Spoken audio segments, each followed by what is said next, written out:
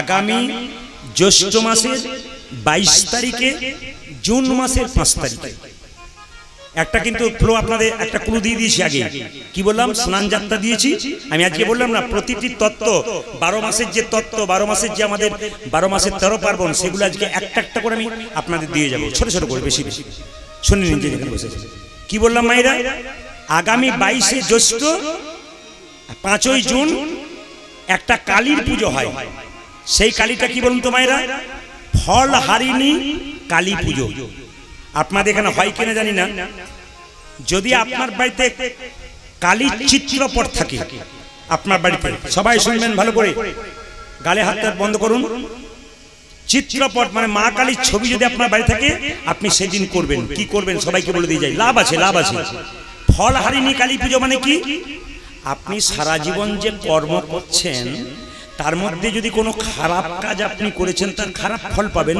যদি ফল হারিণী কালী পুজো 22 জ্যৈষ্ঠ পুজো করতে পারেন তাহলে আপনার খারাপ কর্মের ফলটা গোটাটাই মা কালী হরণ করে নেবে কালী মন্দির আপনার সামনে থাকলে পুজো দেবেন সেদিন এখানে তো কালী মন্দির আছে আপনাদের যারা বাইরে থেকে এসেছেন বাইরে থেকে তাদের কালী মন্দির আছে তা দেখতে পাবেন সেদিন ফল হারিণী কালী পুজো সেই দিন কি করেছিল জানেন রামকৃষ্ণদেব সারদা মায়ের পুজো করেছিল সবাই তাকান রামকৃষ্ণদেব সারদা মায়ের পুজো করেছিল গো এই পুজোটার নাম হচ্ছে ষোড়শী পুজো এখনো পর্যন্ত আপনার রামকৃষ্ণ মঠে গেলে দেখতে পাবেন এখনো সারদা মায়ের পুজো চলছে রামকৃষ্ণ সারদা মা কি পুজো করেছিল এই দিয়ে তাকাবেন এই পুজোর দিনে কিছু নিয়ম আছে এগুলো করতে হবে আপনাদের এই যেমন মৌসুমী ফল যেগুলো চলছে আম কাঁঠাল লিচু হ্যাঁ জাম এগুলো মাকে সেদিন পুজো দেবেন কি বললাম আম কাঁঠাল লিচু যেগুলো চলছে এখন মৌসুমী ফল সেগুলো আপনি মাকে পুজো দেবেন মা খুব খুশি হয়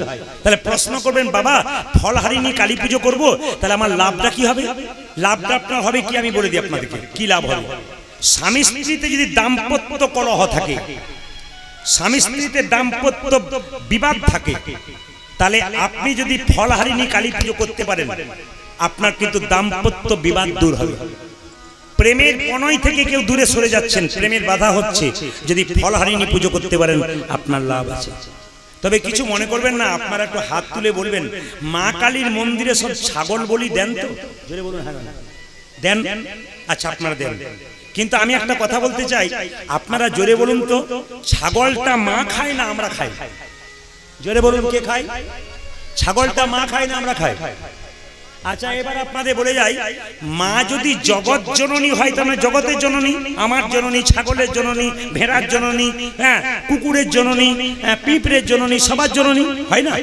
তাহলে মা যদি জগৎ জননী হয় তাহলে মা কখনো ছেলের রক্ত পান করতে পারে ছাগল কাটছেন আপনারা আমি আপনাদের বুঝিয়ে দিয়ে যাই আমাদের পাশের গ্রামে মা কালী পুজো হয় একজন মেয়ে আমাকে বলছে প্রদীপ বাবু এবছর 3টে ছাগল বলি দেবো বলে কেন 3টে কেন দেবো এমন 3টে কেন প্রতি বছর একটা দেন 3টে কেন বলছে এবছর 3টে জামাই আসবে তাদের মা বাবা আসবে তাদের বোন জামাই আসবে বলুন তো মা কালীর জন্য দিচ্ছে না নিজের বোন জামাই বেয়াই বেয়ানের জন্য দিচ্ছি এটা আমরা নিজেদের জন্য দিচ্ছি একটু সবাই লক্ষ্য করবেন মায়েরা একজন প্রশ্ন করেছিল মা কালী উলঙ্গ কেন এতজন এখানে কীর্তন শুনছেন আমার সবচেয়ে দুঃখের ব্যাপার অনেকেই প্রশ্ন করেন প্রদীপ বাবু আপনার অন্য ধর্মের মানুষগুলো বলে প্রদীপ বাবু আপনার ধর্মের মানুষগুলো কিন্তু আপনাদের ধর্ম সম্পর্কে জ্ঞান কম আছে বলে কেন মা কালী যে উলঙ্গ হয়ে পুজো হয় জিজ্ঞেস করবেন তো মা কেন কাপড় পরে না আপনারা যে মা কালীকে উলঙ্গ করে পুজো করেন এতদিন যে পুজো করছেন আপনারা কেন একবার প্রশ্ন করেন না যে মায়ের কাপড় নাই কেন শুনে নিন ভালো করে খুব দামি কথা কিন্তু এই জ্ঞানী গুণীদের কথা সাধারণ মানুষের কথা একটু শুনবেন বলছে আমেরিকার চিকাগো শহরে প্রথম মহাসম্মেলনে গিয়েছিল বিবেকানন্দ দ্বিতীয়বার গিয়েছিল ডক্টর মহানম্বরত ব্রহ্মচারী তো তিনি যখন হিন্দু সনাতন ধর্মকে সম্পর্কে বলছে একটা কম বয়সের মেয়ে 25-26 বছর মেয়ে চিৎকার করে মহানম্বরত ব্রহ্মচারীকে বলল চুপ করুন বলে কেন আপনার ধর্ম সম্বন্ধে খুব বড়াই করছেন আপনার মা কালী উলঙ্গ কেন মাকে আপনারা কাপড় ছাড়া পুজো করেন আবার বড় বড় বড়াই করছেন ধর্ম সম্পর্কে মায়ের শরীরে কাপড় নাই কেন কিন্তু মহানম্বরত ব্রহ্মচারী খুব জ্ঞানী মানুষ তো তিনি বললেন মা তুমি চঞ্চল হও না তোমার রাগ হয়েছে আমাদের মা কালীকে উলঙ্গ করে পুজো করছি বলে তোমার রাগ হয়েছে, আমি তোমাকে একটা প্রশ্ন করি। তখন মহানামরত ব্রহ্মচারী মেয়েটাকে প্রশ্ন করেছিল, আচ্ছা মা তোমার বিয়ে হয়েছে? হ্যাঁ। তোমার ছেলে আছে? বলে একটা 3 বছরের ছেলে আছে। আচ্ছা মা তোমাকে আমি বলি, তুমি অন্ধকার রাস্তায় তোমার ছেলেটাকে নিয়ে চলে যাচ্ছ, হঠাৎ 4 জন গুন্ডা তোমার ছেলেটাকে তুলে নিয়ে যাবে, তোমার হাত থেকে বারবার টানছে, তুমি দেবে? বলে না, জান জড়িয়ে দেবো না, আমি জান জড়িয়ে দেবো, আমার ছেলের জন্য মরে যাবো, তবু ছেড়ে দেবো না। আচ্ছা মা তোমার ছেলেটাকে ধরো টানাটানি করছে, টানাটানি করতে করতে যখন ছেলেকে তুমি দিচ্ছ না, তখন টানতে টানতে তোমার কাপড়টা খুলে গেছে, তোমার গোটা শরীরে কাপড় খুলে গেল, তুমি তোমার ছেলেকে বাঁচালে।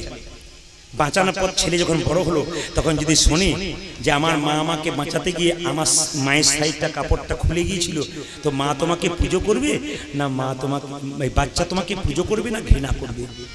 জোরে বলুন, কি করবে? পুজো করবে। আমার মা আমাকে বাঁচাতে গিয়ে আমার মায়ের কাপড়টা খুলে গেছে গো, পুজো করবে। আমাদের মা কালী কি করছে বলুন তো? অসুর শক্তি থেকে আমাদের মুক্তি দেওয়ার জন্য বারবার লড়াই করতে করতে আমাদের বাঁচানোর জন্য মায়ের কাপড় খুলে গেছে। মাকে কি আমরা পুজো না করে করতে পারি? এগুলো শিক্ষণীয় বিষয়। কীর্তন শুনতে শুধু এলে হবে না, কীর্তন হচ্ছে শিক্ষার জিনিস। কাল যেমন ওখানে মুসলিম নেতা যিনি ছিলেন, তিনি খুব কম বয়সে ছিলেন, তিনি বললেন হিন্দু পরিবারের সবাইকে যে আপনারা অনেক অনুষ্ঠান করেছেন, এরকম অনুষ্ঠান করেন কেন? এই যে রাত্রি 12টা পর্যন্ত চুপচাপ বসে বসে সবাই শুনলেন, এই যে একটা করে শিক্ষা পাচ্ছেন, জীবন পরিবর্তন হবে, এগুলো করুন। ড্যান্স হাঙ্গামা না করে এ করুন, কিছুক্ষণ বসবেন, কিছু শিখে যাবেন আপনি। 100টার মধ্যে 10টা তো শিখবেন, তার মধ্যে মনে তো আপনার কিছু লাভ হবে। আমাদের দেখবেন মাংসের দোকান করা হয় বাজারে বাজারে, সব মাংসের দোকান নয়, কিছু কিছু দোকানের লেখা থেকে দেখবেন শ্রীকৃষ্ণ ব্রয়লার সেন্টার, থাকে না? জোরে বলে হ্যাঁ না? থাকে না? কাটা 230, গোটা 110, ভগবানের নামে কি মাংসের দোকান। আবার তাকাবেন জুতো চটির দোকান করে, তারপর ওপরে লেখা থাকে চৈতন্য শু হাউস। তাকাবেন কি লেখা থাকে? Chaitanya shoe house. যে লিখেছে তারও জ্ঞান নাই, আর যে কিনে নিয়ে যাচ্ছে তারও জ্ঞান নাই। কেন বলুন তো? জুতোর প্যাকেটের ভেতরে জুতো ভরা আছে, ওপরে লেখা আছে চৈতন্য শু হাউস, ওপরে চৈতন্য নিচে জুতো, এর চাইতে লজ্জার কি হতে পারে? না না, জুতোর দোকান করুন, নামটা এমন দিন যেন চটির ওপরে ভগবানের নাম লেখা না থাকে। এইদিকে তাকাবেন, এইদিকে তাকাবেন, হাসি নয়, এ কিন্তু খুব কারেক্ট কথা। আরো কথা বলে রাখি, বাড়িতে অতিথি এলে কি বলি মায়েরা? জোরে বলুন। অতিথি কি? নারায়ণ না কি বলুন? জোরে বলবেন। অতিথি কি মায়েরা? জোরে বলুন। অতিথি কি? আর বলবেন না, রাত হয়েছে, ঘুম আসছে, আপনি তখন জ্বালাচ্ছেন আপনাদেরকে। অতিথি কি? নারায়ণ। আচ্ছা এবার বলুন, যদি বাড়িতে 4 জন অতিথি এলো,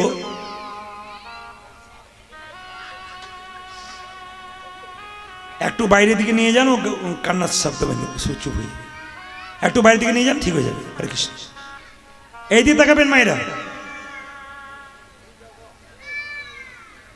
ঠিক আছে? একটু উলুধ্বনি দিয়ে দিন। বেশ বেশ। না না, আমার কথাগুলো বিচার করে যাবেন, কীর্তনের শেষে বাড়ি যাবার সময় কথাগুলো বিচার করতে করতে যাবেন। কি বললাম? অতিথি আসতে, অতিথি নারায়ণ। 4 জন অতিথি এসছে, বাজার থেকে শাক সবজি ফলমূল কিনলেন, আর 1 কেজি কিনে আনলেন, নিয়ে খাওয়ালেন। অতিথি নারায়ণ না অসুর? জোরে বলুন, কোনটা বড়? অতিথি নারায়ণ না অসুর? অতিথি কি বলছিস? অসুর। বাচ্চাগুলো বুঝেছে, কিন্তু আসলে তা নয়। কীর্তন কিছু মনে করবেন না, এই কীর্তন যেখানে করি বাচ্চাগুলো প্রথমে শোনে, কেন এরা বুঝতে পারে। একজন তো গালে হাত দিয়ে খুব ভাবছে এরপরে কি বলবে আর কি, পাক্কা একবারে যতগুলো। এই দেখান, অতিথি কি? অসুর। আচ্ছা, কোনো কোনো জায়গায় কীর্তন করতে যাই, কমিটি বলে দাদা কালকে প্রদীপবাবু এসছেন, যান নাই? আর বলবেন না দাদা, রবিবার দিন হলে যেতাম, আপনার বুধবার দিন কীর্তন করেছেন, কি করে যাব? রবিবার দিন বাজার বন্ধ, সেদিন চাকরিরও ছুটি, দুটোই ছুটি, সেদিন হলে যেতাম, বুধবার দিন কি করে যাই? আচ্ছা, যে ভদ্রলোক বলছে যে রবিবার দিন কীর্তন হলে যেতাম, বুধবার দিন হলে যেতে পারবো না, রবিবার দিন হলে যেতাম, বুধবার দিন যেতে পারবো না, সেই লোকটা যদি বুধবার দিন বিপদে পড়ে, নিয়ে ভগবানকে ডাকে, হে প্রভু দেখা দাও, দেখা দাও, দেখা দাও, ভগবান তখন কি বলে? তোর তো বুধবার দিন বটে, রবিবার, তোর তো রবিবার দিন বটে, বুধবার দিন নয়, যাবো কি করে? না কি বলছে? না বিচার করে বলবেন? তো রবিবার দিন, বুধবার দিন যাবো কি করে নাকি? না বিচার করবেন কথাগুলো। আবার দেখবেন মায়েরা যে যেখানে বসে আছেন মন দিয়ে শুনবেন। কি এখানে আছেন? তাকাবেন মায়েরা যে যেখানে বসে আছেন। আচ্ছা দেখবেন ভোজ বাড়িতে ভোজ খেতে যান না, দেখবেন চেয়ার বেঞ্চিতে বসেন, চেয়ারে বসেন আর সঙ্গে সঙ্গে দেখবেন একটা মেনু চার্ট দেয়। কি লেখা থাকে? স্যালাড লেখা থাকে, কাগজি নুন সব লেখা থাকে। তারপর কি লেখা থাকে? রাধা বল্লভী। জোরে বলুন হা না লেখা থাকে না? না না হাসবেন না, এরপরে কত অপমান করছি রাধাকে। দেখুন রাধা বল্লভী লেখার পরে তার নিচে লিখে রাখি চিকেন কাটলেট, মটন কাটলেট। না কত লজ্জার বিষয়। তাকাবেন আমাদের রাধার নাম দিয়ে বল্লভী তৈরি করলাম, শেষে কি করলাম? চিকেন কাটলেট দিয়ে রাধারানীকে অপমান করে দিলাম মটন কাটলেট দিয়ে। আপনারা এরকম কাজ করবেন না। রাধারানীর নাম দিয়ে যা কিছু তৈরি করবেন পবিত্র জিনিস করুন, যেন ভক্তি জন্মায়। এমন কিছু করবেন না যাদেরকে অভক্তি জন্মায় মানুষের। আবার দেখবেন তাকাবেন, আমি প্রায় জায়গাতে যাই, দুর্গা পুজোর সময় আপনাদের দিকে দুর্গা পুজো হয়, প্যান্ডেল দেখতে যান না দুর্গা দেখতে যান? জোরে বলুন, জোরে বলুন, কি দেখতে যান? প্যান্ডেল দেখতে যান। এক জায়গায় দুর্গা পুজো হচ্ছে, আমি গান করতে পেরিয়ে যাচ্ছি, একটা অন্য ধর্মের মানুষ আমার দিকে তাকিয়ে আছে। আপনি প্রদীপ বাবু না? বলে হ্যাঁ, ফেসবুকে আপনাকে দেখেছি। আচ্ছা আমি তো অন্য ধর্মের মানুষ, আপনি তো হিন্দু ধর্মের মানুষ। আচ্ছা বলুন তো দুর্গা পুজোতে যেটা করেছি সেটা ঠিক করেছি? বললাম কি বলুন তো? দেখতে পেলাম মায়েরা, হাসবেন না, খুব লজ্জার বিষয়। থিম করেছে। কি থিম? শিব স্কুটি চালাচ্ছে আর মা দুর্গা পেছনে হাত দিয়েছে। অন্য ধর্মের লোকটা আমাকে খোঁচা দিয়ে বলল, খুব তো কীর্তন করে বেড়ান, লোককে বোঝাচ্ছেন, আমাকে একবার বুঝিয়ে দিন তো আপনাদের কোন শাস্ত্রে লেখা আছে শিব স্কুটি চালাচ্ছে দুর্গা পেছনে হাত দিয়ে বসে আছে? হাসি নয়, এগুলো লজ্জার বিষয়। অন্য ধর্মের মানুষ বললে না লজ্জায় মাথাটা নত হয়ে যাবে। আমরা করছি কি, আমরা কোন জায়গায় পৌঁছাচ্ছে একটু বিচার করে দেখবেন। আবার দেখবেন আপনারা এবার হাসির ব্যাপার আছে। কি বলুন তো? বিয়ের সময় দেখবেন মালা বদল হয় না? জোরে বলুন হ্যাঁ না? মালা বদল হয়। আমাকে অনেক ছেলেরা কীর্তন শুনতে এসে বলে, দাদা কিছু মন্ত্র টন্ত্র নাই? বলে কেন? আমার একটা গন্ডগোল আছে। বলে কি গন্ডগোল? আমার স্ত্রী আমার দিকে তাকায় না, খালি এদিক ওদিক তাকায়। বললাম তোমার বিয়েতে ক্যামেরা ছিল? বলে হ্যাঁ ছিল। ওই গন্ডগোল করেছি। বলে কি গন্ডগোল করেছে? একটু তাকাবেন, আমার দিকে তাকাবেন। এই সময় ক্যামেরাম্যানরা নাই কেন, চলে গেছে, জানে এটা দেবে আর কি। তাকাবেন এদিকে। তার মানে কি? দেখবেন বিয়ের সময় দেখবেন মায়েরা যখন মালা বদল হয় তখন কাপড়টা ঢাকা দেওয়া হয়। মেয়েটি যখন মালাটি ছেলেটির গলায় পরাচ্ছে তখন শুভ দৃষ্টি হয়, মানে প্রেমের নয়নে, ভালোবাসার নয়নে ছেলেটাকে মালাটা পরাতে যাচ্ছে। মেয়েটা যখনই পরাতে যাচ্ছে এরকম করে, তখন পাশ থেকে একজন ক্যামেরাম্যান হচ্ছে এইদিকে, এইদিকে, এইদিকে। শুভ দৃষ্টিটা কোন দিকে হলো?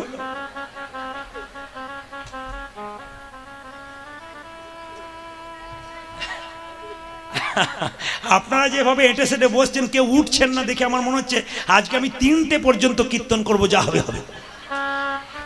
3টে মানে ভোর 3টে বলি নাই, 3 ঘন্টার কথা বলেছি। আর ও কখন পেরিয়ে চলে গেছে আপনারা বুঝতেই পারেন না। যেরকম রাধা মাধব কি, শ্যাম সুন্দর কি, আর গাইব কি?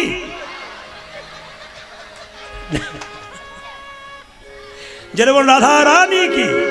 আচ্ছা এইবার একটা কথা বলি আপনাদের, দেখুন তো, দেখুন এ বাবা দেখুন তো, একটা জায়গাতে গিয়ে কি বলা হয়?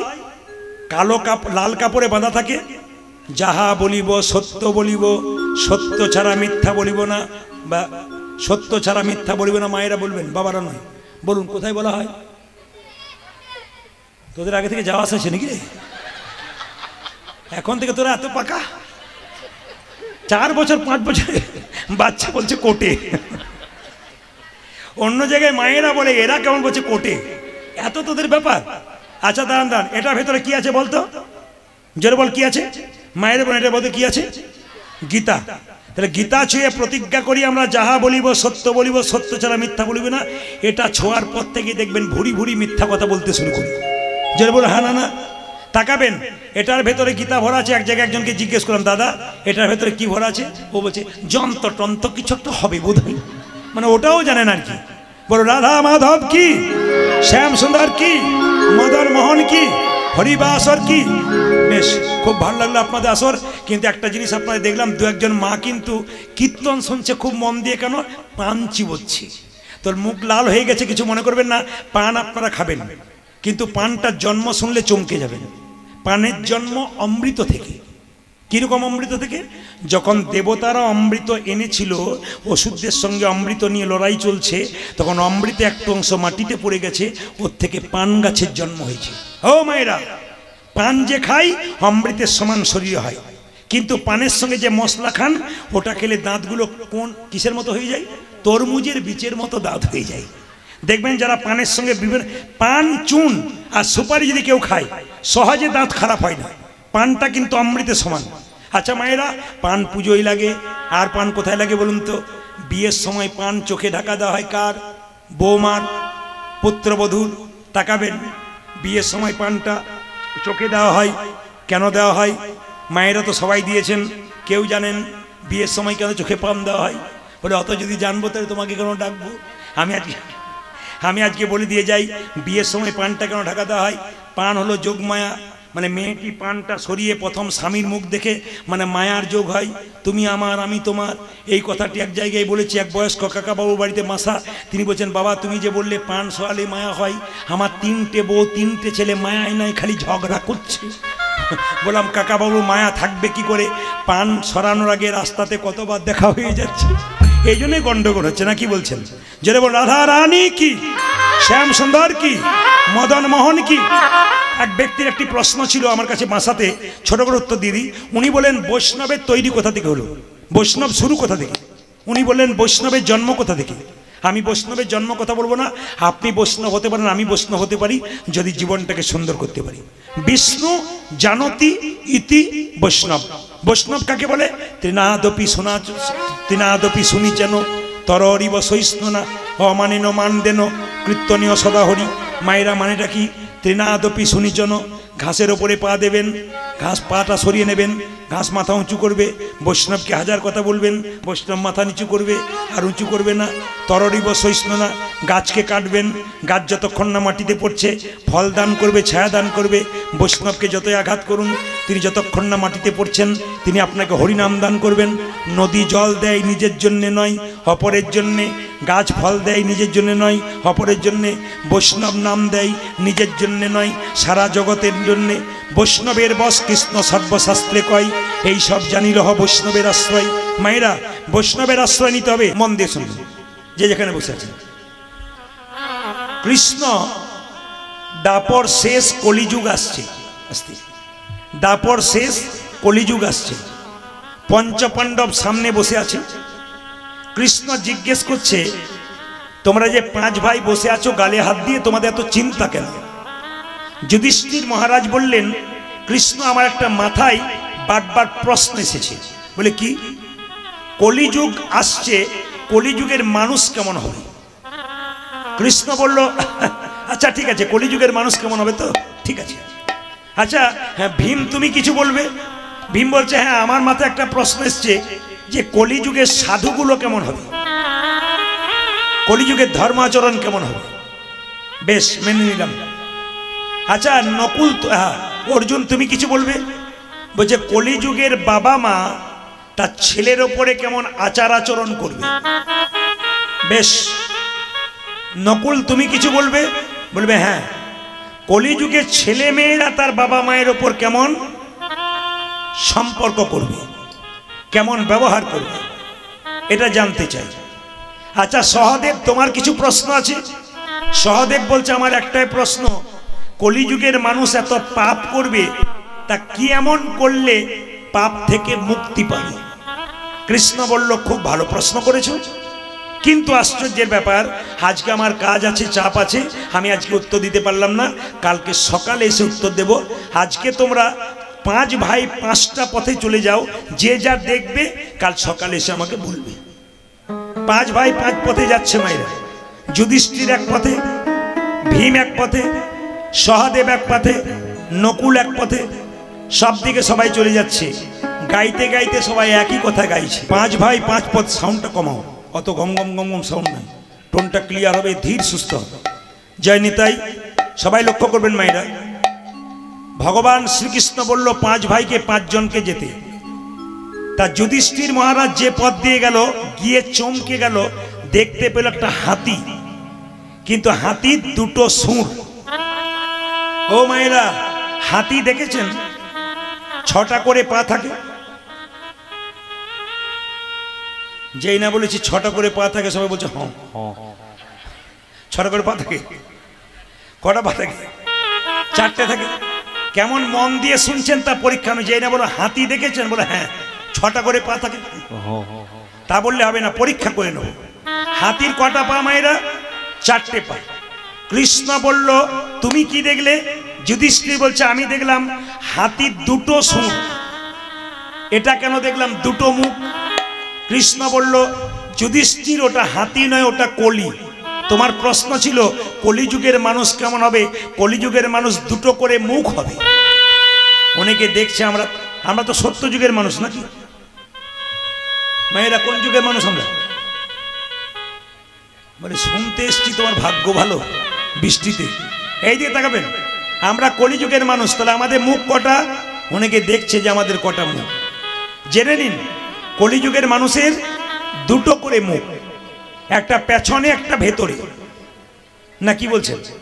একটা সামনে একটা ভেতরে। কিরকম? ধরুন আপনাদের এই জামগ্রামে রামবাবু আর শ্যামবাবু রাস্তা দিয়ে যাচ্ছে। রামবাবুকে শ্যামবাবু জিজ্ঞেস করছে দাদা ভালো আছেন তো? বলে খুব ভালো আছে। রামবাবু বলছে শ্যামবাবু আপনি খুব ভালো মানুষ। সঙ্গে সঙ্গে শ্যামবাবু তো খুব গদগদ হয়ে গেল।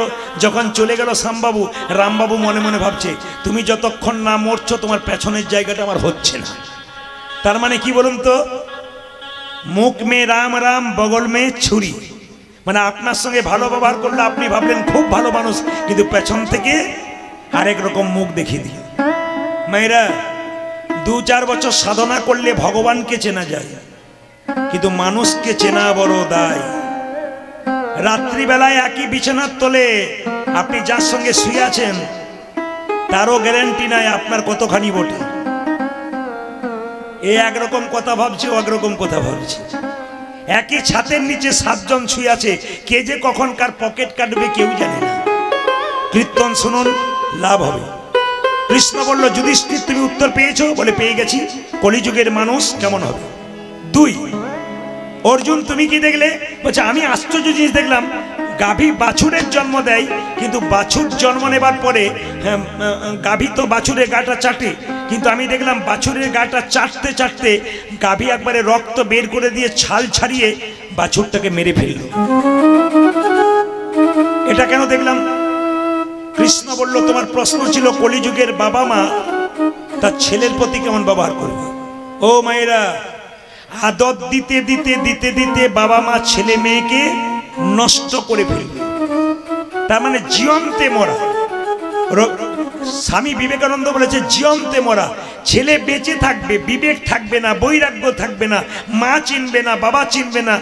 এরকম ছেলের জন্ম দিয়ে কি লাভ আছে? আপনারা তো ছেলেকে তৈরি করছেন। 5 বছরের ছেলে আর তার পেছনে 10 কেজি একটা ব্যাগ দিয়ে দিয়েছেন। কম্পিউটার ক্লাস, বিজ্ঞানের ক্লাস, ইংরাজির ক্লাস, ছবি আঁকার ক্লাস। ছেলেকে একবার ধর্ম শিক্ষা দেওয়া হচ্ছে না, খালি বলা হচ্ছে তুই টাকা রোজগার করার মেশিন তৈরি হয়ে যা। এটাই তো আমাদের উদ্দেশ্য, না কি বলছেন? কিন্তু বিবেক তৈরি হচ্ছে না। হ্যাঁ, আপনি ছেলেকে মানুষ করুন, বড় করুন, শিক্ষিত করুন, কিন্তু বিবেক তৈরি করতে গেলে মায়েরা ছেলেকে সকালবেলায় ঘুম থেকে উঠে বলতে হবে আগে মন্দিরে একবার প্রণাম কর, তোর দাদু ঠাকুমাকে একবার প্রণাম কর, আমাকে তোর বাবাকে একবার প্রণাম কর, তবে ছেলের বিবেক বৈরাগ্য জন্মাবে, নইলে জন্মাবে। আমরা ছেলেদেরকে কিভাবে মেরে দিচ্ছি দেখুন। আমার পাশের বাড়িতে একটা 25 বছরের মেয়ে তার 4 বছরের ছেলেকে বলছে খোকা স্কুলে চললি, টিফিন বাক্সে খাবার দিলাম, কাউকে দিবি না, নিজে খাবি, কাউকে দিবি না, দিলে তোর একদিন কি আমার একদিন। কষ্ট করে রান্না করে দেবা, তুই লোকের ছেলেকে দিবি? ছেলে বলল মা কথা দিলাম নিজে খাবো, কাউকে দেবো না। ছেলে বড় হলো, চাকরি করলো, বিয়ে হলো, নিজে খেলো, তার মা বাবাকেই দিল না। না না, এটা আমরা মেরে দিচ্ছি না। যেমন বাছুরটাকে চাটতে চাটতে মেরে দিচ্ছে, আমরা সেরকম আমাদের ছেলেগুলোকে নষ্ট করে দিচ্ছি। বিবেক জাগাচ্ছি না, বৈরাগ্য জাগাচ্ছি না, ভক্ত তৈরি করতে পারছি না। সঙ্গে সঙ্গে বললো তোমার উত্তর হয়েছে? বলে হ্যাঁ। ভীম তুমি কি দেখলে? বলছে আমার প্রশ্ন ছিল কলিযুগের ধর্মাচরণ কেমন হবে, সাধুগুলো কেমন হবে। বলছে শোনো তুমি কি দেখেছো? দেখলাম একটা নদীতে একটা মরা জীব জন্তু ভেসে আসছে, একটা পাখি তাকে খুঁটে খুঁটে খাচ্ছে, কিন্তু পাখিটার গায়ে হরে কৃষ্ণ নাম লেখা। পাখিটার গায়ে হরে কৃষ্ণ নাম লেখা। এটা কেন দেখলাম? বলছে শোনো কলিযুগে যত সাধু হবে তার মধ্যে কিছু কিছু সাধু গেরুয়া বস্ত্র পরবে, তিলক নেবে, সিকি নেবে, তোমার দরজায় নিতাই গৌর হরিবোল বলে দাঁড়াবে, খোঁজ খবর নিয়ে দেখবে গায়ে হরিনাম লেখা, কিন্তু চুরি করেছে, ডাকাতি করেছে, 10-12টা মার্ডার করেছে, তারপর আপনার দরজায় সাধু সেজে বসে আছে। সবাই নয়, কৃষ্ণ বলল কিছু কিছু। মায়েরা তাহলে প্রশ্ন করবেন, প্রদীপ বাবু কাল থেকে কোনো সাধু দরজায় এলে প্রণাম করব না? যে কোনো সাধু দরজায় এলে তাকে 3 বার প্রণাম করবেন।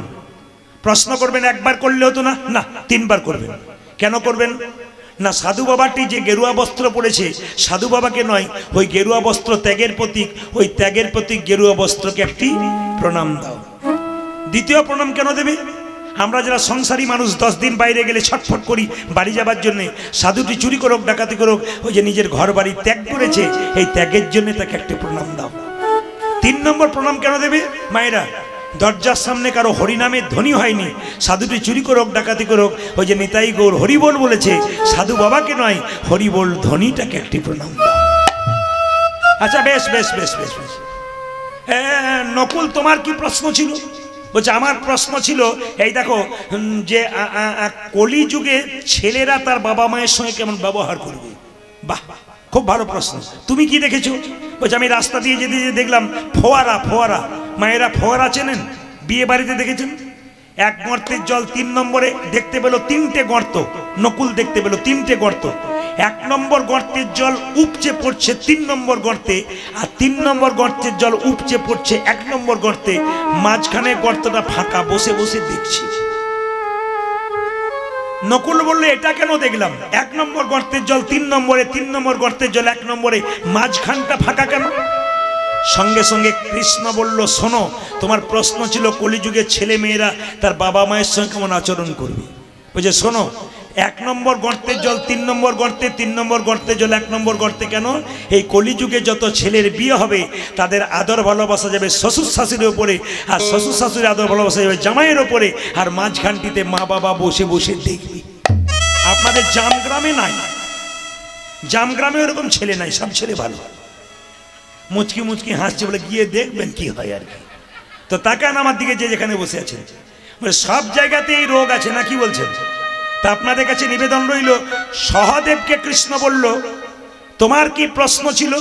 সহদেব বলছে আমার একটা প্রশ্ন ছিল, ওই যে বললাম যে কলিযুগের মানুষ পাহাড় সমান পাপ করবে, পাপ থেকে মুক্তি পাবে কি করে? বলছে তুমি কি দেখেছো? বলে আমি তো আশ্চর্য জিনিস দেখলাম। বলে কি দেখলে? একটা পাহাড় থেকে বিরাট বড় পাথর গড়গড় গড়গড় করে পড়ছে খুব স্পিডে, গাছ ভেঙে দেবে, বাড়ি ভেঙে দেবে। চমকে গেলাম আমি দেখে, একটা ঘাসের ডগায় এসে আটকে গেল। এত বড় পাহাড় ঘাসের ডগায় আটকে গেল কেন? কৃষ্ণ বলল তোমার প্রশ্ন ছিল কলিযুগের মানুষ পাহাড় সমান পাপ করলে কিসে মুক্তি পাবে? ওই ঘাসটা হচ্ছে হরিনাম, আর পাহাড়টা হচ্ছে আমাদের পাপ। কলিযুগের মানুষ সংসারে থেকে পাহাড় সমান পাপ করলে কেউ যদি খাইতে শুইতে যথাতথা হরিনাম নামক একটু ঘাসের টুকরো নিতে পারে, নিতাই গৌর হরিবোল বলে তার মুক্তি হবে। তা আপনাদের কাছে নিবেদন রইল, খড়গপুরের পাশে একটা গ্রাম আছে, তার নাম ধারেন্দা গ্রাম। ওই ধারেন্দা গ্রামে 2 জন স্বামী স্ত্রী বাস করত। একজনের নাম কৃষ্ণ মণ্ডল, স্ত্রীর নাম দুরিকা দেবী। খুব মন দিয়ে শুনবেন ভাইরা, স্বামী স্ত্রীর সম্পর্কটা কেমন? স্বামী স্ত্রীর সম্পর্কটা এইরকম, যদি এইরকম হয় তবে সুখের হয়। কিরকম? চোখ কাঁদলে হাত মুছিয়ে দেবে, আর হাত ব্যথা পেলে চোখ কাঁদবে। চোখ যদি কাঁদে জল পড়ে, হাত কি করে মুছিয়ে দেয়, আর হাত যদি ব্যথা করে তবে চোখ কাঁদে। স্বামী স্ত্রীর সম্পর্ক হাত আর চোখের মতো।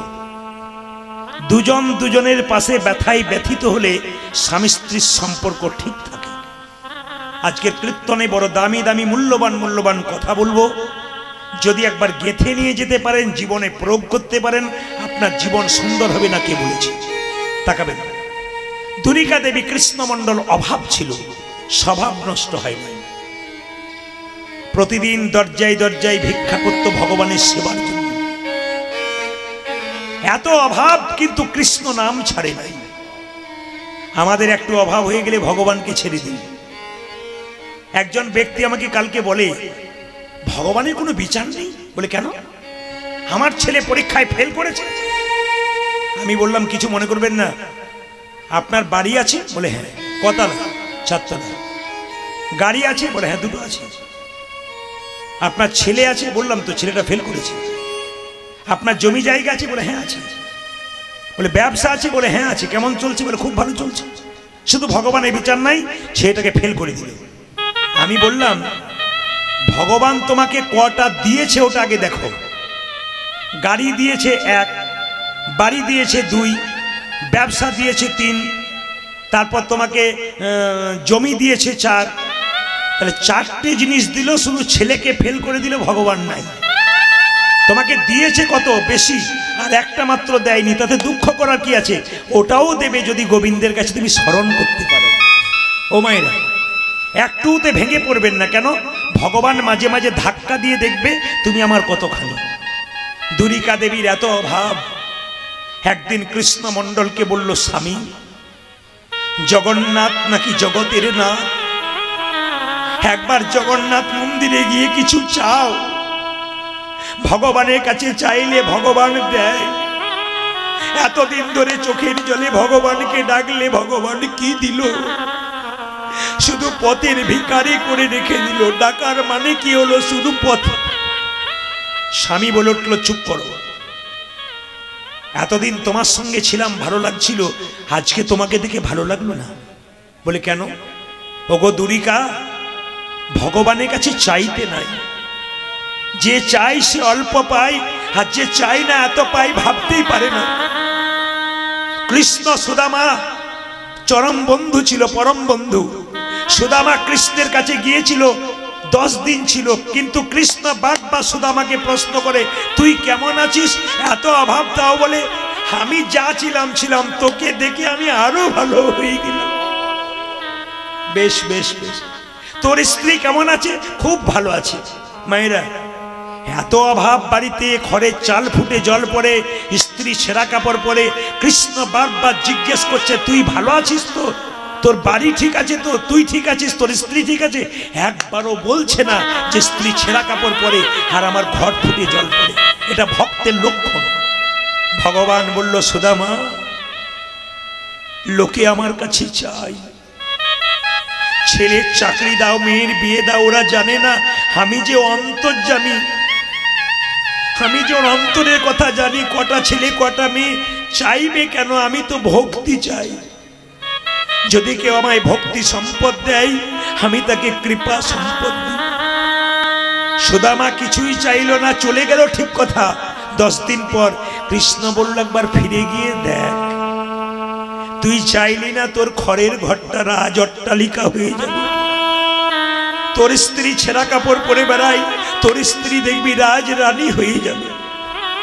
ওই জন্য বারবার বলবো, ভগবানের কাছে কেউ চাইবেন না। দুরিকা দেবী বলল, স্বামী আমি মানলাম, তোমাকে চাইতে হবে না, একবার জগন্নাথ দর্শনে দাও না, জগন্নাথের সঙ্গে তো দেখা হবে, তোমার তো তীর্থস্থানে যাওয়া হবে। স্ত্রী কত চালাক দেখুন, একবার যেতেই দিই না জায়গাতে, তারপর যা হবে হবে। কৃষ্ণমণ্ডল বলছে, শোনো, তুমি আমাকে চাপ দিয়ে পাঠাচ্ছ, হ্যাঁ এটা মানলাম, তীর্থ দর্শন হবে, জগন্নাথের কৃপা হবে, কিন্তু আমি কিছু চাইবো না। আরে বাবা, বললাম তো তোমাকে কিছুই চাইতে হবে না। কৃষ্ণমণ্ডল ভগবানকে স্মরণ করে জগন্নাথ মন্দির চললেন, জগন্নাথের নাম গাইতে গাইতে। বাবা কিছু মনে করবেন না, কারা কারা জগন্নাথ মন্দিরে গেছেন হাত তুলুন তো। বাহ, আচ্ছা, জগন্নাথের চোখটা গোল না পটল চেরা? জোরে বলুন, জোরে বলবেন। যে ঘুমাচ্ছে সে বলুন। চোখ আমার খুব খারাপ। জগন্নাথের চোখ গোল না পটল চেরা? জোরে বলুন। জগন্নাথের চোখ হচ্ছে গোল। আচ্ছা, জগন্নাথের চোখে পাতা আছে, পলক আছে?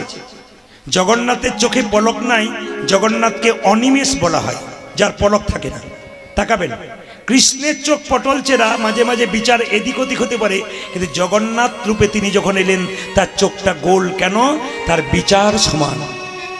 ভিখারি গেলেও যা, জমিদার গেলেও তা, রাজা গেলেও যা, প্রজা গেলেও তা, ব্রাহ্মণ গেলেও যা, শূদ্র গেলেও তা। জগন্নাথের কোনো বিচার নাই, সবাইকে সমান বিচার করে। এই জন্য জগন্নাথের আরেক নাম জগতের নাথ। চোখটা গোল করেছে। কেন? কারা কারা ঠাকুরের শিষ্য আছেন হাত তুলুন তো। অনুকূল ঠাকুরের কেউ কেউ আছেন অনুকূল ঠাকুরের শিষ্য? অনেক জায়গায় থাকি। ঠাকুর অনুকূল চন্দ্র প্রেমময় বলেছেন, মেয়েদের পেটে বাচ্চা থাকলে কয়েকটা নিয়ম পালন করলেই কৃষ্ণ ভক্ত হওয়া যায়। কি কি নিয়ম মায়েরা এদিকে তাকাবেন। পেটে বাচ্চা থাকলে কোনো মেয়ে যদি প্রতিদিন স্নান করে ভগবানের মন্দিরে প্রার্থনা করতে পারে, প্রভু ছেলে হোক আর মেয়ে হোক যেন কৃষ্ণ ভক্ত হয়। বারবার আপনার আবেদন যদি ভগবানের চরণে থাকে, নিবেদন হবে আপনার কাছে। 2, মন্দিরে আপনি তুলসী মন্দিরে জল দেবেন, 4 বার পরিক্রমা দেবেন। অনেক মেয়েরা আমাকে ফোন করে বলে, আমার শাশুড়ি মা বলেছে পেটে বাচ্চা থাকলে মন্দিরে যাবি না, তুলসী গাছে জল দিবি না। প্রদীপবাবু এবারে কি করবো, আপনার কথা নেবো না শাশুড়ির কথা নেবো? আমি তাকে একটাই প্রশ্ন করে ছেড়ে দিই, পেটে বাচ্চা থাকলে ডাক্তারের কাছে যাবে না পাড়ার লোকের কথা শুনবে? কোনটা? তুমি তো ডাক্তারের কাছে যাবে। যারা শাস্ত্র নিয়ে পড়াশোনা করে তাদের কাছে জানতে হবে, ডাক্তার কাছে জেনে নিলে হবে না। ভুল ধারণাটাকে ভেতরে ঢুকিয়ে রাখলে হবে না। পেটে বাচ্চা থাকলে ভগবানের নাম শুনলে কৃপা হয়। পেটে বাচ্চা থাকলে মহাপুরুষের ছবিতে প্রণাম করতে হয়। মনোবিজ্ঞানীরা বলছে ঈশ্বরচন্দ্র বিদ্যাসাগর, রবীন্দ্রনাথ, বিবেকানন্দের ছবিতে প্রণাম করলে আপনার পেটে যে বাচ্চা আছে যদি প্রণাম করেন, তাদের ভাব কিছুটা আপনার বাচ্চার মধ্যে বর্তাতে পারেও পারে। তাকাবেন আমার দিকে, খুব মাথায় রাখবেন, মন দিয়ে শুনে নেবেন যে যেখানে বসে আছেন। পেটে বাচ্চা থাকলে শ্রীমদ্ ভাগবত গীতা পড়বেন 2-4 লাইন।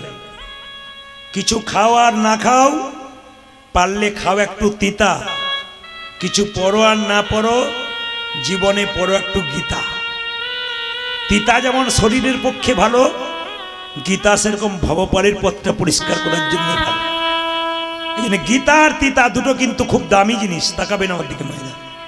তো সবাই লক্ষ্য করুন যে যেখানে বসে আছেন, দেখবেন শাস্ত্রের দিকে গেলে দেখবেন আপনারা, অর্জুনের স্ত্রীর নাম কি ছিল? সুভদ্রা। তার পেটে কে ছিল? অভিমন্যু। সুভদ্রা কানে অর্জুন কি করেছিল না, চক্র গিয়ে ঢোকার গল্পটা বলেছিল, মা শুনেছিল। মা যখন ঘুমিয়ে গেল, বেরোবার গল্প করতে গেছে, মা ঘুমিয়ে গেছে, অভিমন্যু যুদ্ধক্ষেত্রে ঢুকলো, বেরোতে পারলো না চক্রগ্রহ মায়ের জন্য। এখনকার দিনে কিছু মনে করবেন না, আপনাদের এখানকার জন্য বলি না, আমাদের ওখানে মেয়েদের পেটে বাচ্চা থাকলে ডাক্তারের কাছে যাই, আর ডাক্তার প্রথমে তাকে নির্দেশ দেয়, বাড়ি যাও, ছপ পরে শুয়ে থাকো, ঘাড়ে বালিশ পায়ে বালিশ নিয়ে। মেয়েটি বলে, যদি শুয়ে থাকবো পেটের বাচ্চা মোটা হবে তখন কি করব? বলে সিজার করব। আমি, তোমার যা হবে হবে, টাকা তো আমার হবে। তো মেয়েরা কি করে, মা শুয়ে থাকে তো কি করবেন, এইদিকে তাকাবেন, স্ক্রিন টাচ মোবাইল দেখে দেখে সময় কাটায়। আর বাচ্চা যখন জন্ম নেয় তখন দেখবেন খালি এদিক ওদিক তাকায়। মা বলে, বাবারে কি সুন্দর তাকাচ্ছে গো, কি যেন খুঁজে খুঁজে বেড়াচ্ছে। কিছু খোঁজে না, স্ক্রিন টাচ মোবাইল খুঁজে খুঁজে বেড়াচ্ছে। মানে আপনি যা করবেন পেটে বাচ্চা থাকাকালীন, আপনার বাচ্চার কিন্তু সেরকম ভাবটাই জন্মাবে। একবার শাস্ত্র প্রমাণ দিয়ে দিয়েছে। ওগো, গরিবের ঘরে ছেলে জন্ম নিলে কত আনন্দ হয় অনেকের। যাক বাবা, কিছু হোক আর না হোক, একটা ছেলে তো জন্ম নিয়েছে। মায়েরা যখন জন্ম নেয়, বাচ্চা যখন জন্ম নেয়, মুখে আপনারা কি দিন জোরে বলুন? কি দিন? নিম পাতা, মধু। আপনাদের একটা ভুল ধারণা ভাঙিয়ে দেবো, বাচ্চাকে মুখে মধু দিলে নাকি বাচ্চা মিষ্টি মিষ্টি কথা বলে। ভুল কথা। কেন? বাচ্চা জন্ম নেবার সময় যদি কান্নাকাটি না করে, ডাক্তারবাবু থাপ্পড় মেরে মেরে কান্না করে কেন? ছেলে যদি কান্নাকাটি না করে সুস্থ বাচ্চা নয়। দেখবেন মায়েরা বাচ্চা জন্ম নেবার পরে মায়ের দুগ্ধ পান করতে পারে না, তখন দেখবেন কান্নাকাটি করে। কান্না বন্ধ করার জন্য মধু দেয়, যাতে বাচ্চা কান্না বন্ধ হয়ে যায়। সবাই যে যেখানে বসে আছেন শুনে নিন, বাচ্চার মুখে জন্ম নেওয়ার পর মধু দেয় একটা কারণ, বাচ্চা নাকি মিষ্টি মিষ্টি কথা বলবে, তা নয়, তার কান্না বন্ধ করার জন্য কিন্তু মধু দিল। কিন্তু মায়েরা কিছু মনে করবেন না, যারা একটা বই পড়বেন, হিন্দু ধর্ম কি এবং কেন, লোকনাথ কবিরাজের লেখা, তাদের দুটো বইয়ের রেফারেন্স আছে। একটা গভীর গৃহসূত্রকার, একটা পরাশর গৃহসূত্রকার। এই দুটো বইতে বলছে কখন মধু দিলে বাচ্চা মিষ্টি মিষ্টি কথা বলে। বলবো না, বাদ দিয়ে দেবো মায়েরা, বলেই যাই। কখন বলে দিই, ছেলে জন্ম নেবার পর 21 দিন পর আপনার আতুর ঘর থেকে যান না, স্নান করার পর যদি বাচ্চাটাকে নিয়ে তুলসী মন্দিরে বা ভগবানের মন্দিরে একটু মধু দিয়ে বলতে পারেন, হে প্রভু আমার ছেলের জন্য মিষ্টি মিষ্টি কথা হয়। গভীর গৃহসূত্রকার বললো আপনার ছেলে মিষ্টি মিষ্টি কথা বলবে। আপনারা কেউ টেস্ট করে দেখেছেন? আগামী থেকে আপনাদের যাদের বাচ্চা হবে, গভীর গৃহসূত্রকার বললো, বইতে বললো, শাস্ত্র বললো, মেনে নেবেন আপনারা। কি? বাচ্চাকে আপনারা 21 দিন পর স্নান করানোর পর বাচ্চার মুখে মধু দিয়ে ভগবানের কাছে প্রার্থনা করবেন, আমার ছেলের জন্য মিষ্টি মিষ্টি কথা হয়। আর একটা কথা বললো পরাশর গৃহসূত্রকার, কি বললো? বাচ্চার অন্নপ্রাশনের দিনে বাচ্চাকে আপনি পরমান্ন দেবার আগে একটু মধু দিয়ে ভগবানের কাছে প্রার্থনা করুন, ছেলে যেন মিষ্টি মিষ্টি কথা বলে, আপনার ছেলে মিষ্টি মিষ্টি কথা বলবে। কিন্তু সবাই লক্ষ্য করুন, ছেলেকে মধু দেবার, মধু কেনার তো পয়সা নেই। পাড়ার লোকেরা বলে ছেলে কাঁদছে, কান্না বন্ধ করো। সঙ্গে সঙ্গে বললো, ও বাবা শোনো, আমি লোকের কাছে শুনেছি পাড়া প্রতিবেশীর কাছ থেকে মধু ধার করে আনলে যদি মধু শোধ না দেওয়া যায় পরের জন্মে তার বাড়ির কুকুর হতে হয়। বাচ্চা ছেলের নাম রাখলো কি? তাকান, দুঃখের সংসারে জন্ম নিল, নাম রাখলো দুঃখী মণ্ডল। বাবা আজকে যারা এখানে কীর্তন শুনতে এসছেন কিছু মনে করবেন না, একটু হাত তুলে দেখাবেন তো। এতজন মায়েরা কীর্তন শুনতে এসছেন, বাবার এসছেন, কার বাড়ির ছেলের নাম কৃষ্ণ রাখা হয়েছে? হাত তুলবেন। কারো বাড়িতে কৃষ্ণ নাম রাখা আছে? একজন, দুইজন, বাহ, ভক্ত মানুষরা তো রাখবেই। আচ্ছা, কারো ছেলের নাম বিষ্ণু নারায়ণ কিছু রেখেছেন? ছেলে মেয়ের নাম ভগবানের নামের সঙ্গে রাখতে হয়। কেন? ছেলের নাম কৃষ্ণ রাখবেন, 10 বার ডাকবেন, একবার গাল দেবেন, 9 বার তো ভালোভাবে ডাকবেন। কৃষ্ণ খেয়ে নে, কৃষ্ণ স্কুলে যা, কৃষ্ণ টিউশনি যা, আই বাবা কৃষ্ণ এদিকে, মানে যতবার কৃষ্ণকে ডাকবেন ছেলেকে, কৃষ্ণকে ডাকা হয়ে যাবে। একবার গাল দেবেন, 9 বার তো ভালোভাবে ডাকবেন। তবে কিছু মনে করবেন না, নাম রাখার ব্যাপার একটা ছোট্ট কথা আপনাদের বলি। আপনারা আমাকে ইউটিউবের মাধ্যমে দেখতে পাচ্ছেন 5 থেকে 6 বছর। তার আগে থেকে দেখতে পাচ্ছে আপনাদের এখানে একজন বৃদ্ধ ব্যক্তি আছেন সামনে বসে। উনি আমাকে অনেক দিন আগে থেকে দেখতে পাচ্ছেন। কেন? ওনার গ্রামে আমি গান করে এসেছি, তখন আমি ইউটিউবে ছিলাম না। উনি আমার বাড়ি গিয়ে বা ফোনের মাধ্যমে আমাকে বায়না করেছিলেন, ওনার গ্রামে আমি গান করে এসেছি তখন। তো সবাই লক্ষ্য করুন যে উনি বসে আছেন এখানে। আমার কাকাবাবু বয়স্ক, খুব ভালো মানুষ, ভক্ত মানুষ, সবাই তাকাবেন দেখে। তো আমি একবার ঝাড়খণ্ডে গান করতে গেছি, তাকাবেন তো একজন ভদ্রলোক সামনে বসে কীর্তন শুনছে। কীর্তন শোনার পরে তাকাবেন, কীর্তন শোনার পরে এসে বললো যে বাবা কীর্তন আমি আপনার সব জায়গায় শুনি। বললাম বেশ, মেনে নিলাম। আপনার স্ত্রীকে আনতে পারেন, একা আসেন কেন? আর বলবেন না, স্ত্রীর খুব অভিমান। বলে কেন? ছেলে মেয়ে নাই, তাই বলে ভগবানের নাম শুনবো না। ছেলে নাই, ভগবান দেয় না, নাম আমি শুনবো না। আমাকে বলে প্রদীপবাবু একবার ভগবানের কাছে বলে দিন যেন আমার ছেলে মেয়ে কিছু হয়। বললাম বাড়ি তোমার ভেঙেছে, দরখাস্ত তো তুমি করবে, আমি কেন করব? তবে তুমি যখন বলছো তখন বলে দিলাম প্রভুর কাছে তোমার একটা ছেলে মেয়ে কিছু হোক। 2-3 বছর পুরো এলাকায় গান করতে গেছি, কীর্তন শুনতে এসে সে তো উপর হয়ে প্রণাম করে বলছে প্রদীপবাবু ছেলে আমার হয়েছে, যাক খুশি। তাকান আমার দিকে, তাকান, মজা আছে কীর্তনে। তো আমাকে বাসাতে এসে বলছে নাম কিন্তু আপনাকেই রাখতে হবে। এমন কি বার জন্ম নিচ্ছে, কোন তিথিতে জন্ম নিচ্ছে একটু বলো, আমি সবাইকে নাম রেখে দেবো। সব দেখলাম, শেষে বললাম তোমার ছেলের নাম রাখলাম দিগম্বর। উনি তো খুব খুশি, ছেলের নাম দিগম্বর রেখেছেন, দারুণ খুশি। যেই না দিগম্বর রেখেছি, মায়েরা তাকাবেন, যেই না দিগম্বর রেখেছি, তাকাবেন, দিগম্বর রেখেছি, 2-3 বছর এলাকায় যাই নাই, আবার গেছি। উনি কীর্তন শুনছেন, শেষে বাসাতে এসে বলছে প্রদীপবাবু এবছর আর একটা হয়েছে, নাম কিন্তু আপনাকেই রাখতে হবে। আমি বললাম দাদা কোন তিথিতে জন্ম নিচ্ছে কি বার আমাকে বলুন। সব কিছু বললো। নিয়ে বললাম এবার তোমার ছেলের, বড় ছেলের নাম কি? বলে দিগম্বর। এবার নাম রাখলাম কৃষ্ণ দাস। ও তখন বলে এটা চলবে না। বলে কেন? ম্যাচিং নাম চাই। ম্যাচিং মানে বুঝেছেন মায়েরা? কাপড় জামা কিনতে যান না, ম্যাচিং চান না? এই যে দেখাবে ম্যাচিং, ম্যাচিং চাই। তো বলছে ম্যাচিং নাম চাই। আমার তাহলে তুমি ডেট বাই ডেট মানে তিথি অনুযায়ী নাম চাও না, ম্যাচিং নাম চাও? বলে হ্যাঁ ম্যাচিং নাম চাই। তাহলে নাম রাখলাম কি? দিগম্বর। এবার তোমার ছেলে নাম রাখলাম নটম্বর। উনি বলছেন দারুণ রেখেছেন দাদা, দিগম্বর নটম্বর, খুব ভালো নাম। তাকাবেন আমার দিকে। 2-4 বছর ওদিকে যাই নাই। উনি কিন্তু খুব ভক্ত, সব আসরে আসে, আবার এসেছি। এসে আমাকে শেষে বলছে প্রদীপবাবু কি বলবো, লজ্জার কথা, ভগবান আর একটা দিয়েছে এই বছর, নাম কিন্তু আপনাকেই রাখতে হবে। আমার দাদা আমার লিস্টে আর নাম টাম নাই, আমি আর ম্যাচিং করতে পারবো না। বলছে না ম্যাচিংই চাই, আমি না করলে যাবই না। আমি তখন বললাম তাহলে এক কাজ করি। বলে কি? বড়র নাম দিগম্বর, মেজর নাম নটম্বর, এবার ম্যাচিং নাম রাখলাম শীতম্বর। দারুণ, এই জন্য তো আপনার কাছে আসি। বললাম আর আসার দরকার নাই, পরে অন্য জায়গায় আসবেন, এখানে আসার দরকার নেই। রামকৃষ্ণদেব বলছে মায়েদের ভগবান ভজনা গরিব লোকের মেয়েদের মতো। আগেকার যুগে দেখবেন মায়েরা, গরিবের মেয়েরা বড় লোকের বাড়িতে কাজ করতে যেত। জোরে বলুন হা না। তখন কি করতে বলুন তো? নিজের 3 বছরের ছেলেটাকে উঠোনে রেখে দিত, মা তুমি কোথায় চললে?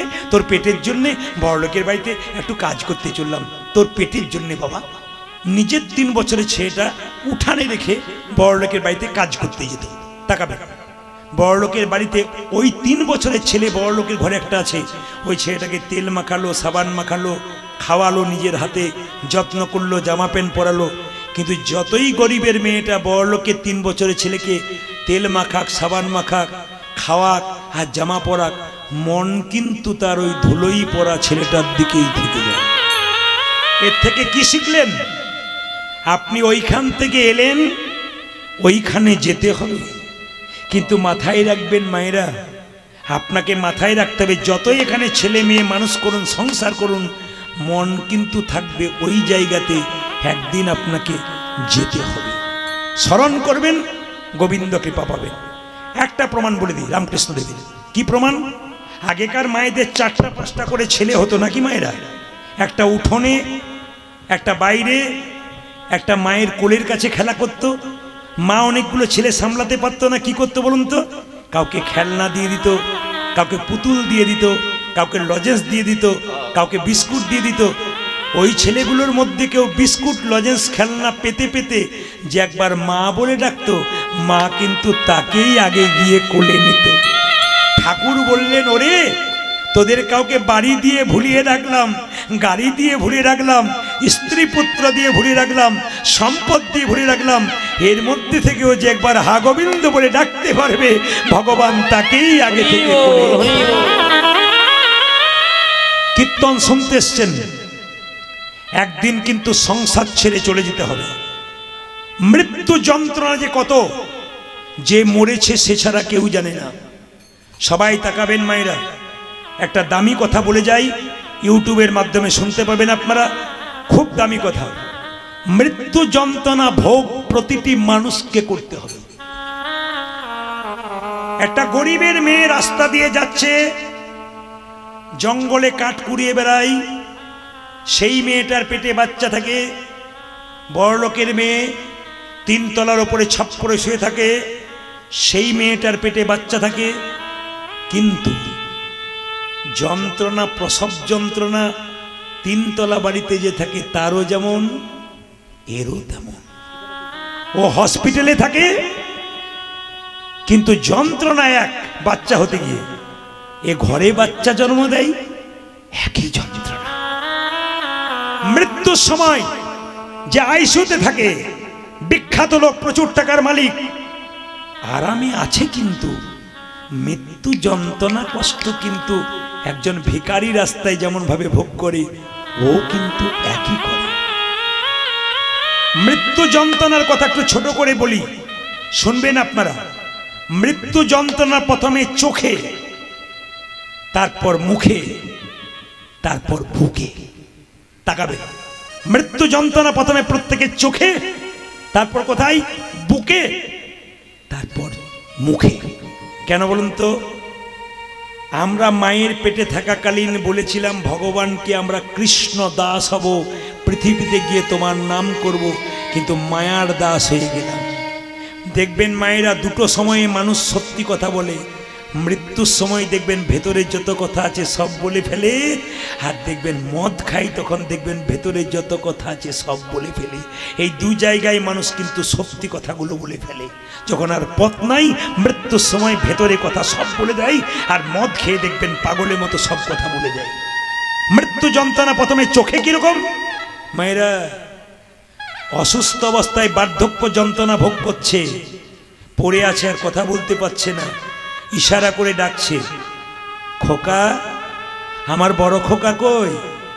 আমার ছোট খোকাকে একবার দেখে দে, শেষ দেখাটা দেখে নি। গোবিন্দ বলে, আর দেখার সুযোগ নাই, তুই কৃষ্ণ দাস হতে পারিসনি, তুই মায়ের দাস হয়ে গেছিস। এক দেখ, তোর চোখে আমি পর্দা দিয়ে দিলাম, কালো চোখটা ঘোলা হয়ে গেল। কাছে যারা এলো, দেখবো বলে বসলো, তাদের আর দেখতে পারলো না। ভগবান চোখে একটা পর্দা দিয়ে দিল। দেখবেন কালো চোখটা ঘোলা হয়ে যায়, ছাই কালারের হয়ে যায়। কখন? যখন মৃত্যু আসে, চোখটা ছোট হয়ে যায়। অতীব সত্য কথাগুলো বলে গেলাম। আবার দেখবেন যদি মনের কথা বলতে যাবে, খোকা হাই হাই দুটো কথা বলি, কার কাছে কি রেখেছি আজকে বলি আই, বলতে গিয়ে গলায় কপ জমে যায়, আহ আহ আহ আহ আহ এগুলো বেরোয় আর কথা বেরোয় না। অনেকে দেখবেন কপ জমে গিয়ে ঘর ঘর ঘর ঘর করে, কিন্তু আর কথা বলতে পারে না। যমরাজ এসে তখন বুকে চাপ দেয়, এইবার তুই মায়ের দাস হয়েছিস। দম বন্ধ হয়ে আসে মা, শ্বাসকষ্ট হতে হতে এক সময় চলে যায়। আমি আপনাদের বারবার বলে দিতে চাই, এত সুন্দর বসে কীর্তন শুনছেন আপনারা, জাম গ্রামে আমার এই নিয়ে 3টে আসর হচ্ছে, একটা আসর ওখানে, একটা আসর এখানে, আপনারা কেউ জানেন না, আর একটা আসর এইখানে হয়ে গেছে। কখন বলুন তো? আজ থেকে 15-16 বছর আগে রাউত পরিবার, প্রহ্লাদ বাবু রাউত পরিবার তখন এখানে সম্মেলন করতেন অনেক দল নিয়ে, 20-22টা দল ছিল, অনেক ভালো ভালো বিচারক ছিল। তখন আমি এখানে প্রথম হয়েছিলাম। তো যারা বিচারক ছিলেন, আমি গান করার পর যখন পুকুর দিকে যাচ্ছি, ওনারা পুকুর থেকে ফিরছেন, আমি প্রণাম করে বললাম, কাকু কাল গান শুনলেন ঠিক হয়েছে তো? নাম্বার দিতে দেখলাম না, হাঁ করে শুনছিলেন, কেউ নাম্বার দেয় না, অন্যদের বেলায় নাম্বার দিচ্ছে, আমার বেলায় চুপচাপ বসে আছে। তো ওনারা বললেন, বাবা তোমার বেলায় নাম্বার দিতে পারি নাই, তাকিয়েছিলাম। সেদিন প্রথম হয়েছিলাম। এখানকার একটা স্মারকপত্র, একটা অ্যাটাচি এখনো পর্যন্ত যত্ন করে রাখা আছে, 15 থেকে 20 বছর আগেকার কথা। এই প্রথম এই মাটিতে এসেছিলাম, সেকেন্ড এলাম এখানকার ছেলেদের ভালোবাসায়। মন্দিরে ওখানে এসেছিলাম, একটু মন দিয়ে শুনবেন মায়েরা, অহংকার করে কোনো লাভ নাই। আপনি বড় লোক, আমি গরিব লোক, আপনার বাড়িতে ভিখারি গেছে, আপনি দূর দূর করে তাড়ি দিচ্ছেন, দিব্যি খাচ্ছেন, যা অসময়ে এসছিস, যা পালিয়ে যা।